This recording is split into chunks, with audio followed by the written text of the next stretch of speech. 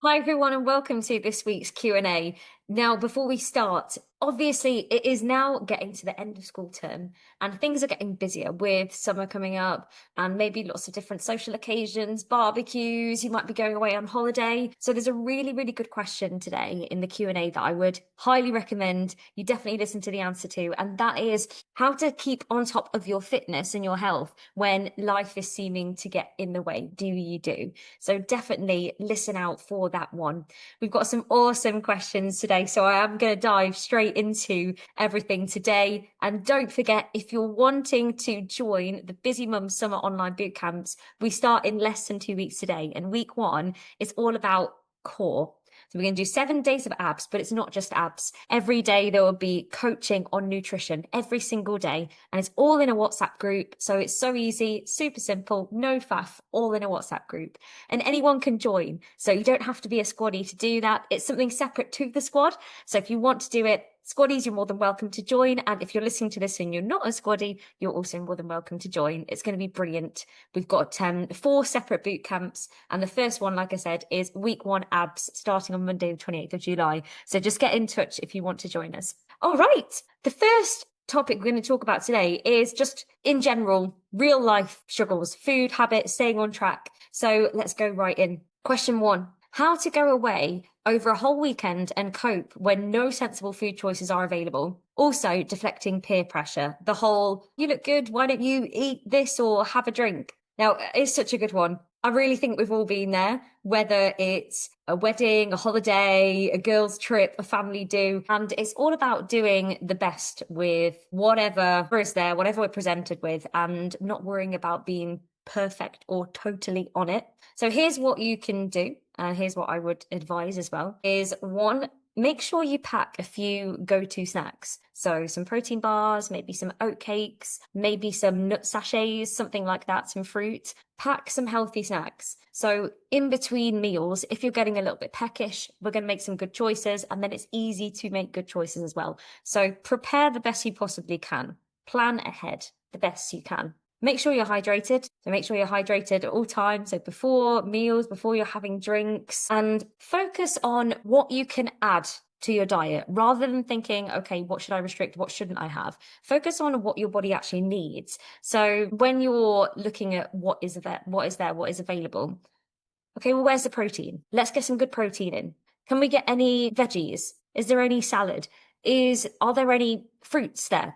What can we get into the body? What can we give the body what it really needs? Even if the rest isn't ideal, at least we've given the body what it actually needs as well. So base your meals around that and look for those choices and start there first and foremost. And also, the important thing to note here is the most important thing is what you do on a consistent basis, not the odd weekend.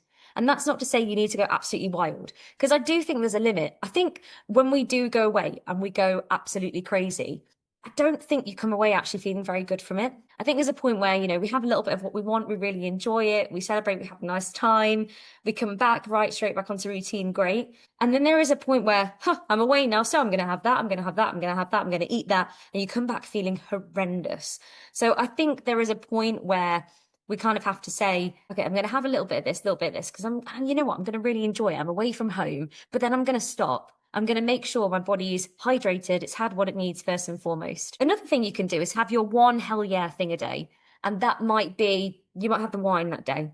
And then the next day, it might be, okay, everyone's going to be getting a burger for dinner. Right, okay, I'll join them on the burger, but I'm not going to have the wine and I'm not going to have the pudding that day. So it depends. It depends on you. It depends on your goals. Like if you're on a fat loss journey, or maybe you're not. Maybe you're just maintaining. Maybe you're trying to, stay healthy. Whatever it is, what is important is what you do on a consistent basis. And where a lot of people go wrong is they'll go away for a weekend or longer, and they'll come back and they'll kind of continue it for a few days, or they'll try to over restrict for a few days, which then leads to the back end of the week or the weekend overindulging again because they've literally malnourished or like over restricted their body over a few days. And it can become a little bit of a mind game. So the best thing to do is as soon as you get back from that weekend, draw a line, think about the lovely memories that you made, and get straight back into routine. With the peer pressure side of things, just a really simple, I'm good for now, thanks. Or no, I'm actually on I'm on a course right now, so I'm not having that. For example, so if you're doing a 6-week reboot, be like, no, I'm actually doing a 6-week reboot right now. It's really good. It's really, really working. So no thanks. Don't justify it. Yeah, I guess that's kind of justifying, isn't it? You don't even need to justify it. You can literally say, no, thank you, I'm good. Shut it down straight away. Just protect your energy and protect your goals as well. And if they have anything to say, it's more of a reflection on them than it is you. So I just would shut it down and not even worry about what they're thinking. Question 2, are takeaway lattes really, really, really bad? Is there an alternative that would make it better, different milks, etc.? No. Why would lattes be bad?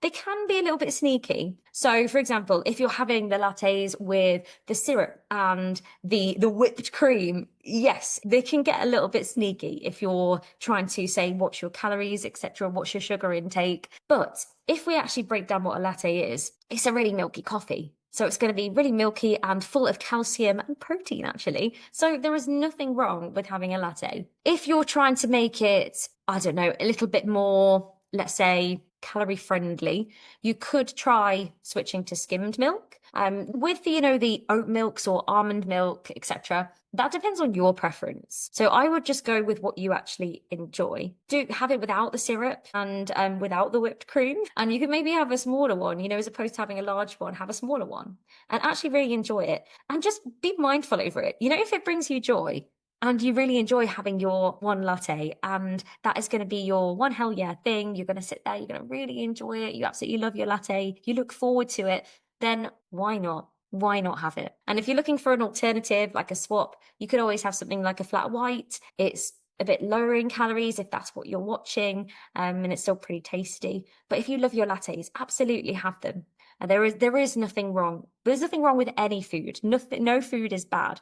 But if you think about what a latte is, bitter coffee with some milk in, so it's going to be full of calcium, full of protein. It's not bad at all. It just depends on what you add to it that might make it less nutrient dense, if you like. Are hydration sachets good for you? And when shouldn't you use them at all? Okay, they can be brilliant, but they're not necessary. So you don't necessarily need hydration sachets. Oh, that was a mouthful. Hydration sachets.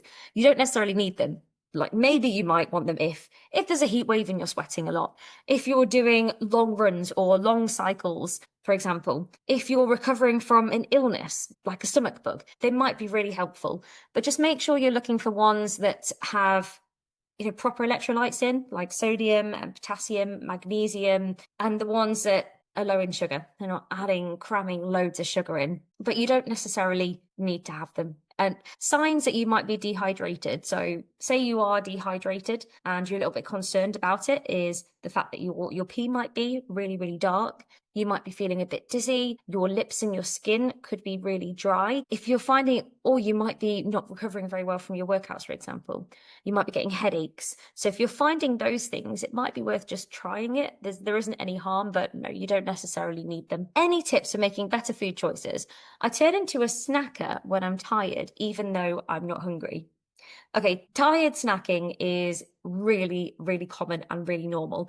And it's basically your brain saying, hey, I need some energy. I'm struggling over here. So your ghrelin, your hunger hormones, they will rise when you're feeling tired, when maybe you've underslept. Your hormones can be playing around with your brain chemistry. So it's normal. And what we need to do is we need to kind of acknowledge what's going on.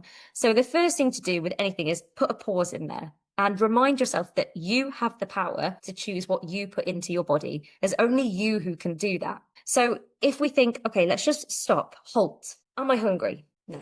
Am I feeling maybe a little bit emotional right now? No. Am I feeling bored right now? No. Am I feeling tired? Yeah, I'm feeling a bit tired. Okay, well, what's actually going to help me right now? And it might be the fact that you just need some water. It might be that you're going to get you're going to get a snack, but you're going to make it a more nourishing one. You might need a quick reset, like you might need a quick stretch. Go on the bolt-on area, do a quick stretch. You might need a quick walk. Or like I said, you might need just a big glass of water. So here's a couple of tips for you. Make sure that you have healthier, high-protein snacks readily available. Protein bars, Greek yogurts. Okay, protein bars aren't perfect, but they're high in protein.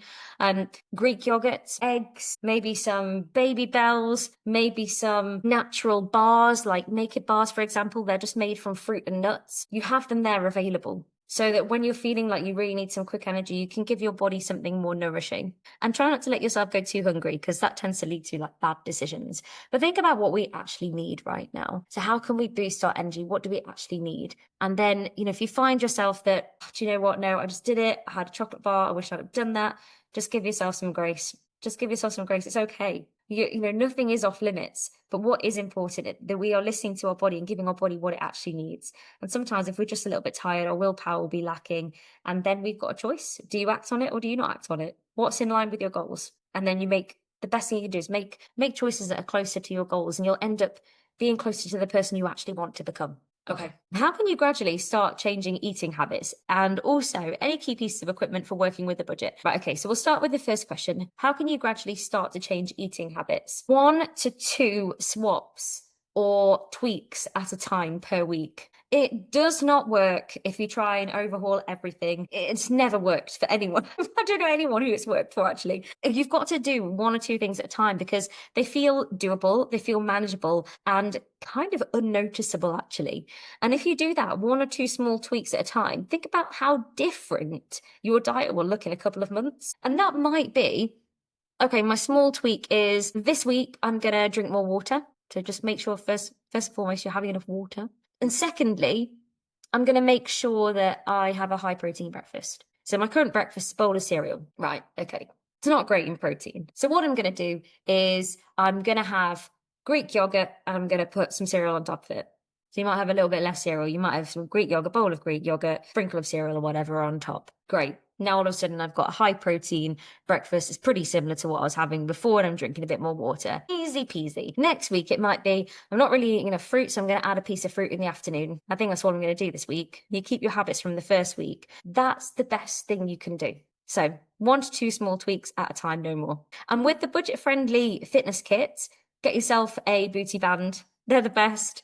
They're cheap. Get them on Amazon. We've got some on our equipment guide that we recommend. So have a little look on there. Get those. And then if you want to, a couple of dumbbells maybe. Ideally, a barbell. I would get a barbell because then you can use the weight plates as dumbbells. It's kind of 2 in 1. If you buy dumbbells, but then you are serious about improving your strength, you will end up getting a barbell. So you may as well get the barbell and use the hand weights as the weight plates as hand weights, if that makes sense. And you can always use your body weight, that's underrated. There's only so much you can do with your body weight, but I would start with the booty band anyway. What's an easy protein snack? Oh, okay, right. These are probably my go-tos.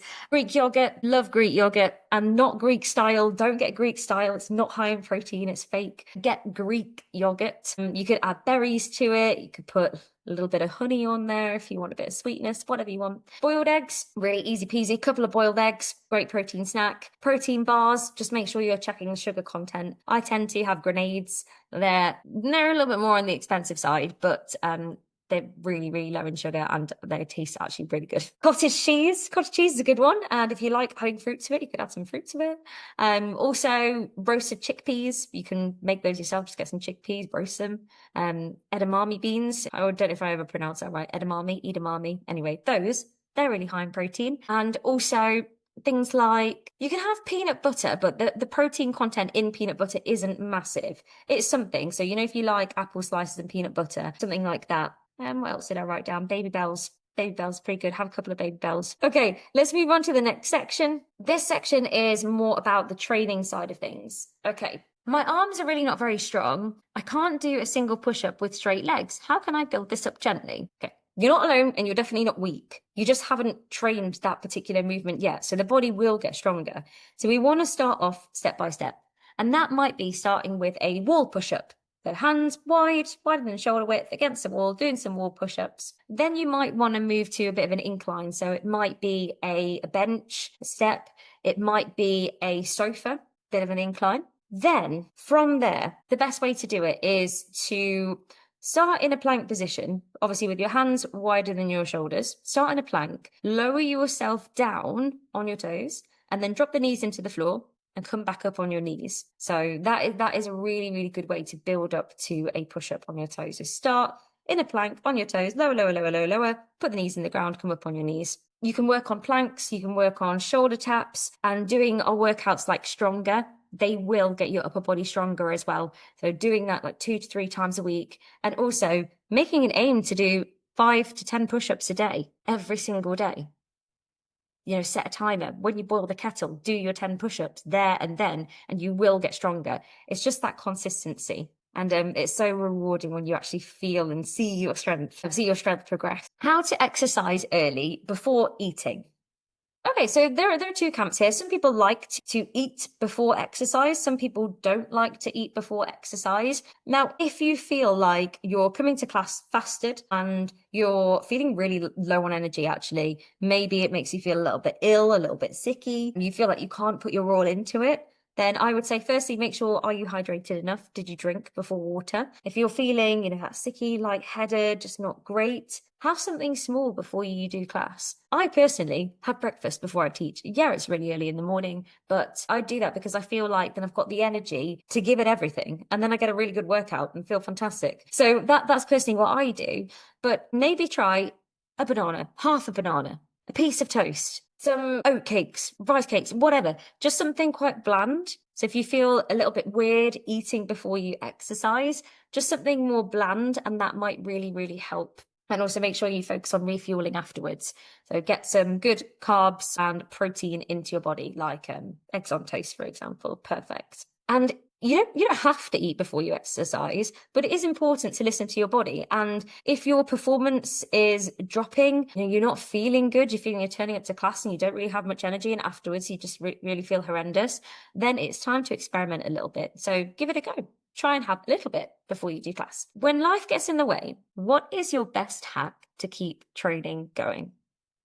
Okay, this is where real life happens, okay? Forget the perfect routine. Your superpower is going to be being adaptable, because life comes with its many challenges. Life comes with its many seasons. And the most important thing is to keep consistent with your health and fitness. Without our health, we don't have anything. So I hate to break it to everybody, but if you don't exercise, you will not be healthy. The end. So we need to make sure that somehow we are fitting this in around life. And with our online fitness classes, you are in the best place to do that. So my personal kind of hacks would be just lower the bar. So aim for a bolt-on workout.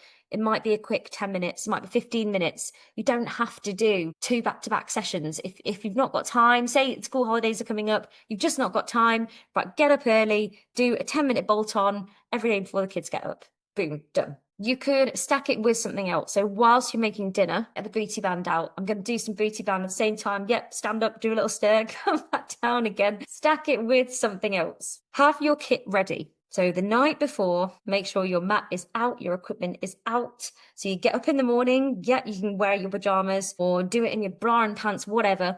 It's all out. It's there, ready. There's no friction. There's literally no excuse. All you have to do is stand there and go. Press play. Make it easy. And also, when motivation dips and you're finding it trickier, this is where accountability really comes in. So team, use the Facebook group. Every day I put accountability posts on there. That is your opportunity to put on there what you are doing the next day. 7 p.m. every day without fail, I post. Whether anyone replies or not, I post. But that is your opportunity to be accountable. And a lot of you do say, yeah, I'm going to be at or my plan is to do this on demand. Great. You told me, you told everyone else. Now you've got to do it. And just always remember that something beats nothing always. Forget the all or nothing mindset. It's not helpful. It's not useful. We're not trying to be perfectionists. It all adds up. So yes, 5-minute core is worth it. 100%.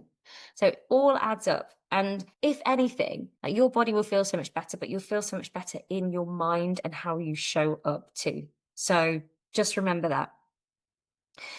Why is pelvic floor focus on breathing out and not in? Okay, great question. So this month, our focus at Lorna's Online Squad is all about pelvic floor health. So we're doing educational videos. We are focusing in certain classes on pelvic floor engagement. It's so important. It's the base of the core. So if you think of the core like a cube, so you've got the sides of the core, you've got the front, the back, you've got the top, which is your diaphragm, and you've got the bottom, which is your pelvic floor. So it's like a cube. And it's all about how your diaphragm and your pelvic floor work together. So when you breathe out, your diaphragm lifts and your pelvic floor naturally rises as well. So that's why we train it. We lift the pelvic floor when we breathe out, because the natural rhythm is that already. So we exhale, our diaphragm lifts and the pelvic floor naturally lifts. So we're just going to encourage that.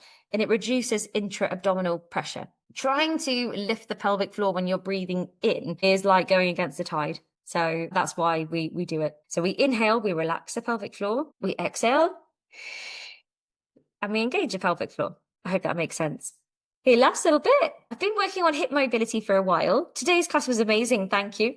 You're welcome. But I read that getting into positions like a deep yoga squat could also be influenced by your ankle mobility. Is this true? And what else could affect it? Yes. Oh my gosh, it is true. So ankle mobility can massively influence how deep you get into your squat, but it's not the only thing. As you said, there's actually quite a few different things. So your ankle dorsiflexion can make it harder to get into a squat. So that is basically you lifting your foot upwards. Plantar flexion is where you're pushing it down to the floor. So your dorsiflexion is your toes are coming up towards the ceiling. Now that can be due to tight calves. And it may lead to you not being able to get so low, or maybe feeling like you're having to lift your heels off the floor as well. So check your ankle mobility. It can be due to your actual hip mobility. What's your external rotation like? It could be due to your lower back. Have you got a really stiff lower back, so you feel like you've got a bit of lack of freedom in the pelvis area? It can be due to your height. If you've got really, say, long thighs and a short torso, it will feel like you're tipping forward a little bit more when you're doing it. And just kind of your structure, like everyone's a little bit different. And for some people, squatting narrow is really difficult. Getting lower down is really difficult. So it's about working with your body as well. But also finding, okay, where are our areas of tightness? Where are areas of weakness? So things that you can try with your ankles, you can try wall ankle rocks. So what you do, put your foot against a wall. So your heel's on the floor, your toes are on the wall, and then you bend your knee, tap the knee on the floor, come back. So you're kind of rocking your ankle. Some deep squat holds. So the more you practice it, the better it will become. For your hips and that external rotation, you could do the frog stretch. Love a good frog stretch. And then things for your back, child's pose with a rounded back, cat cow. The best thing you can do is go onto on demand. Go on to just type back in loads of lovely back stretches, and also for the hips as well. And yeah, have a little test of the ankles and see how that feels. But don't forget to also not force anything with your body as well. Like, respect your own unique anatomy, of course. But it is important to be mindful and see where we can improve as well. So I'm really pleased you asked the question. Best stretches for tight calf muscles after running. Okay, some quick ones. Against the wall, hands against the wall, take one step back. A wall calf stretch. So your heel down, back leg is straight. Great one. Another one is, sorry, I know this is going to be a podcast. I'm actually demonstrating these right now. Bend your knee and bent knee calf stretch. So if you bend your knee and take it down, you can feel that in your calf, your soleus. That's a good one. Downward dog. Get yourself on Yogascape. That will sort you right out. And also heel drop on a step. So if you stand on your bottom step on your stairs, toes on, drop the heel down. And you can do it with bent and straight legs. And if they feel really, really, really tight, maybe use a foam roller first before you stretch as well. It might feel a little bit nicer. Final question. What can I do to avoid muscular pain in my neck and my shoulders? What are good exercises if I already have pain there? Get yourself onto on demand on the stretches. There are some beautiful neck, shoulder, back releases. If you type neck in, if you type shoulder in, if you type back in, go on there and star them and pop them in your favorites. And then also, I would get to the bottom of, okay, well, why is this happening? Have I got a lot of tension going on at the moment in my life? Am I feeling stressed? So I am subconsciously lifting my shoulders and holding myself in a bit of a tense way. And if you feel like you are, can you do some checks in the day? So every so often you just do a little check. Okay, like, what are my shoulders like? Okay, they back, they down. How am I holding my head right now? Do I need to do a few moments of some breath work just to bring the stress levels down, bring the cortisol down, just at intervals throughout the day? And that can help over time. Or is it the position of your desk, for example? Have we been looking down quite a lot? Think about how we're holding ourselves. So think about our posture during the day. And definitely don't forget your breath as well. When we're feeling stress, sometimes we can breathe a bit more shallowly. Is shallowly a word? Don't think it is it? Anyway, you know what I mean. And that can actually tense your shoulders up too. And if you are feeling stressed, get yourself on some pre-bedtime yoga, get yourself on some yoga scape, and make more of an effort of doing that on, when you do feel this and during those periods of stress. Think about what your body actually needs, and I hope that's helpful. Anyway, team, I hope that was useful. I hope you enjoyed it. Thank you all so much for your questions, as always. And I will see you tomorrow in class, or I'll see you on demand. Thanks all for joining me.